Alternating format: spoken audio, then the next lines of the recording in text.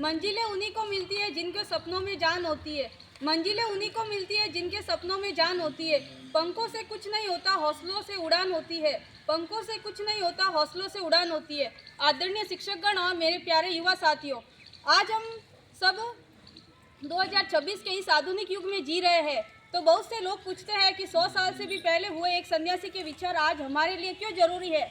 जवाब सीधा है, स्वामी जी केवल धर्म के गुरु नहीं थे, वे युवा शक्ति के सबसे बड़े पैरोकार थे। एकाग्रता, फोकस। आज के दौर में हमारा सबसे बड़ा दुश्मन डिस्ट्रैक्शन है। रील और सोशल मीडिया के बीच हम अपनी एकाग्रता को खो रहे हैं। स्वामी जी ने कहा था, एक विचार लो और उसे ही अपना जीवन बना लो। आज के युवा को इसी लेजर फोकस की जरूरत है। आत्मविश्वास, सेल्फ कॉन्फिडेंस। स्वामी जी का मानना था कि खुद को कमजोर समझना सबसे बड़ा पाप है। वे कहते थे कि अगर आपको खुद पर भरोसा नहीं है तो आप ईश्वर पर भी यकीन नहीं कर सकते। सफलता का पहला कदम खुद की काबिलियत पर शक करना छोड़ना। समस्याओं का सामना। बनारस के बंदरों वाला किस्सा याद है? जब स्वामी जी बंदरों से डर कर भाग रहे थे तब एक वृद्ध ने कहा था, रुको और सामना करो।